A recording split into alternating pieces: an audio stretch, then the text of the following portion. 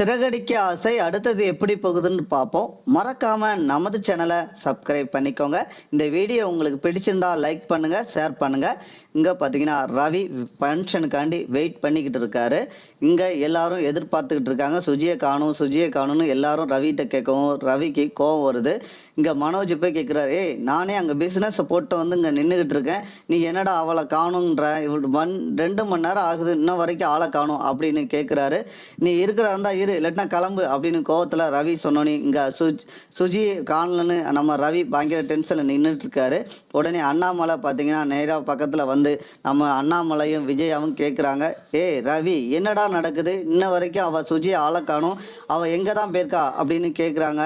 இல்லைம்மா இப்போ வந்துடுவாங்க அப்படின்னு சொல்கிறாங்க. உடனே அண்ணாமலை அன்போடு கேட்காரு, என்னடா ரவி என்னடா ஆச்சு, என்னடா உங்களுக்குள்ளே எது பிரச்சனை நடந்திருக்கா அப்படின்னு கேட்குறாங்க.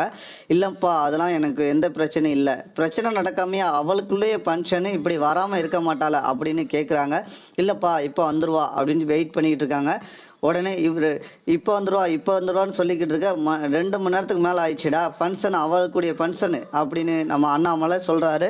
உடனே நம்ம முத்தும் மீனாவும் அங்கே வக்கீல் ஆஃபீஸில் போய் நிற்கவும் நம்ம சுஜியை போய் பார்த்துட்டு கேட்குறாங்க, என்ன சுஜி டைவர்ஸ்க்கு அப்ளை பண்ணிட்டியா அப்படின்னு கேட்குறாங்க. இல்லை வக்கீல் வந்து வெளியே போயிருக்கிறாரு, இப்போ வந்துடுவாங்க. நல்ல வேலை, 5 நிமிஷத்தில் உனக்கு டைவர்ஸ் ஆகிறதுக்கு நீ அங்கே என்ன நடந்துச்சுன்னே உனக்கு தெரியலை, அதுக்குள்ளே டைவர்ஸ் தானா, நீ நல்லா படிச்சிருக்க, கொஞ்சமாவது உனக்கு தெரிய வேண்டாமா அப்படின்னு முத்து கேட்குறாரு. உடனே அங்கே என்ன நடந்தானே, என் கண்ணு முன்னாடி அவன் தூக்குறத பார்த்தனே அப்படின்னு கேட்குறாங்க. கண்ணால் மட்டும் பார்த்தா போதுமா, அங்கே என்ன நடந்துன்னு நீ ரவிகிட்ட கொஞ்சமாவது கேட்டியா அப்படின்னு முத்து கேட்குறாரு. இல்லை நான் பார்க்க தான் செஞ்சேன், நீ பார்த்தா மட்டும் போதுமா அப்படின்னு கேட்குறாரு. அந்த நடந்த விஷயத்த எல்லாத்தையும் மீனாவும் முத்தும் சொல்கிறாங்க. சொன்ன நம்ம சுஜிக்கு ஐயோ இதுதான விஷயமா, ஐயோ நான் அவசரப்பட்டனே, இப்படி அவசரப்பட்டதானே அந்த பெண்கள் இவ்வளோ விஷயத்துலேயும் வாழ்க்கை இழந்து போய் நிற்கிறாங்க அப்படின்னு முத்து சொல்கிறாரு. உடனே ஐயோ ரவியை நான் தப்பாக நினச்சிட்டேனே அப்படின்னு சொல்கிறாங்க. உடனே முத்து சொல்கிறாரு, இது வரைக்கும் பார்த்தீங்கன்னா நானும் நம்ம மனோஜும் தப்பு எத்தனையோ பண்ணியிருக்கோம், ஆனால் நம்ம ரவி ஒரு தப்பு கூட இது வரைக்கும் செஞ்சதே கிடையாது. அவளை அன்பாக பேசி அப்பாட்ட நல்ல பேர் எடுத்து வச்சுருக்கான். அப்பா பேச்சை எந்த விஷயத்துலையும் பார்த்தோன்னா மறுப்பே தெரிவிக்க மாட்டான். அவன் தெரியாமல் செஞ்ச ஒரே தப்பு உன்னை லவ் பண்ணி அதுவும் ஓடி போய் கல்யாணம் முடித்தது மட்டும்தான் அப்படின்னு சொல்கிறாங்க நம்ம முத்து. உடனே ஆமாம் இல்லை அப்படின்னு சுஜிக்கு, ஆமாம் ரவி என் மேலே வச்சுருக்க அன்பு நான் வந்து தெரியாமல் செஞ்சுட்டேன் அப்படின்னு அங்கே நின்று கேட்குறாங்க. உடனே நீ சமாதானம் ஆகிட்டல, நான் ரவிக்கு ஃபோன் போட்டு சொல்கிறேன் அப்படின்னு சொல்கிறாங்க. உடனே முத்துட்ட சொல்கிறாங்க நம்ம சுஜி, இல்லை வேண்டாம் இப்போ நீங்கள் கால் பண்ணாதீங்க, நேரில் போய் அவங்களுக்கு வந்து நான் வரதுக்கூடிய இன்ப அதிர்ச்சியாக கொடுப்போம் அப்படின்னு சொல்கிறாங்க சுஜி. உடனே கிளம்பி அங்கே போகிறாங்க. போனோன்னு பார்த்தீங்கன்னா ஃபங்க்ஷனுக்கு நம்ம ரவி நம்ம சுஜியை பார்த்தோன்னே அப்பா வந்துட்டா மன பேருமூச்சு விடுறாரு. பலபடி ஃபங்க்ஷனுக்கு வாங்க வாங்க வாங்க அப்படின்னு எல்லாரும் நம்ம வாங்க உட்காருங்க ஃபங்க்ஷனுக்கு எல்லோரும் கலந்துக்கிடுவோம் அப்படின்னு எல்லோரும் கலந்துக்கிடுதாங்க. ஃபங்க்ஷனில் ஒரு கெஸ்ட்டு ஒருத்தர் வந்து நல்லா சிறப்பாக பாட்டு படிக்கிறாரு. எல்லாருக்கும் ரொம்ப சந்தோஷமாக இருக்குது. அதுக்கடுத்து பார்த்திங்கன்னா நம்ம சுஜி எல்லாத்தையும் புகழ்ந்து பேசுகிறாங்க. அது யாருன்னு பார்த்தீங்கன்னா முத்து மீனாவை தான். நிறைய விஷயங்களை சொல்லிக்கிட்டே இருக்காங்க. இது வரைக்கும் நான் எனக்கு கூட பிறந்த ஒரு அக்காவாக நினைக்கிறேன் நான் மீனாவை. இது வரைக்கும் எனக்கு என்ன ஹெல்ப்புனானா அவங்க 2 பேரும் தான் பண்ணியிருக்காங்கன்னு நிறைய விஷயத்த சொன்னோன்னே நம்ம ரோகிணிக்கும் மனோஜுக்கும் ரொம்ப காண்டா ஆகுறாங்க. என்ன நம்மளை பற்றி ஒரு புகழ்ந்து பேசலையே அப்படின்னு.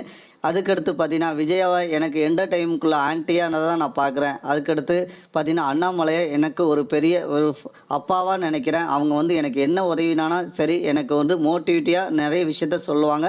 அது எனக்கு ரொம்ப பிடிச்சிருக்கு. அவங்க பார்த்தீங்கன்னா எனக்கு பெத்த மக மாதிரி என்னை நல்லா பார்த்துக்கிடுதாங்க அப்படின்னு சொல்கிறாங்க. அதுக்கடுத்து மீனாவை பார்த்தீங்கன்னா நிறைய எனக்கு ஹெல்ப்பிங் பார்த்தீங்கன்னா வீட்டில் எனக்கு சமைச்சு தரது சாப்பாடுலேருந்து பார்த்தீங்கன்னா ரொம்ப ஆரோக்கியமாக என்னை பார்த்துக்கிட்டதே எனக்கு மீனா தான் அப்படின்னு புகழ்ந்து பேசவும் நம்ம விஜயாவுக்கு பயங்கரமாக கோவம் வருது. என்னடா இவ வந்து முழுக்க வந்து மீனாவை முத்துலாம் புகழ்ந்து தள்ளிக்கிட்டே இருக்கா அப்படின்னு நினைக்கிறாங்க. நம்ம விஜயாவுக்கு பயங்கரமாக கோவம் வந்துக்கிட்டே இருக்குது. ரோஹிணிக்கும் பார்த்தீங்கன்னா இந்த மீனாவை பூக்காரியை புகழ்ந்துலாம் பேசிகிட்டு இருக்காங்கன்னு 2 பேருக்கும் காண்ட ஆகிக்கிட்டே இருக்காங்க.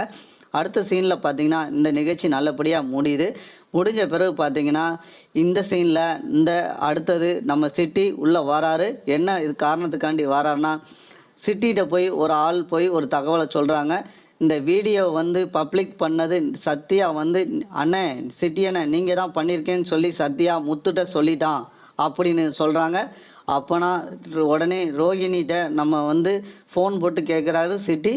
சத்யா வந்து என் விஷயத்தில் ரொம்ப தலையிடுறான். அவன் ஏற்கனவே அவன் ஜெயில் கேஸில் வந்து நான் அவனை வெளியே வர விடாமல் ஆக்கணும் பிளான் போட்டிருந்தேன். இப்போ அவனை நான் சும்மா விட மாட்டேன். அவனை பழி வாங்காமல் இம்மலை அவனை ஜெயிலுக்கு கண்டிப்பாக நான் அனுப்ப போகிறேன் ரோஹிணி அப்படின்னு அவங்க விஷயத்தில் சொல்கிறாங்க. நீங்கள் அவங்கள என்னென்னா பண்ணு, அந்த முத்தையும் மீனாவையும் ஜெயிலுக்கு அனுப்பு, எனக்கு எந்த பிரச்சனையும் இல்லை அப்படின்னு ரோஹிணியும் சொல்கிறாங்க. இந்த சீனில் பார்த்தீங்கன்னா நம்ம முத்துக்கும் மீனாவுக்கும் அடுத்தடுத்த பிரச்சனையை நம்ம சிட்டி கொடுக்க போகிறாங்க. ஏற்கனவே நம்ம மீனாவுக்கு வந்து நம்ம சிந்தாமணி பயங்கர பிரச்சனையை கொடுத்துட்ருக்காங்க. அடுத்தடுத்த எபிசோடு இப்படி தான் நண்பர்களை போகுது. இந்த வீடியோ உங்களுக்கு பிடிச்சிருந்தா லைக் பண்ணுங்கள், ஷேர் பண்ணுங்கள்.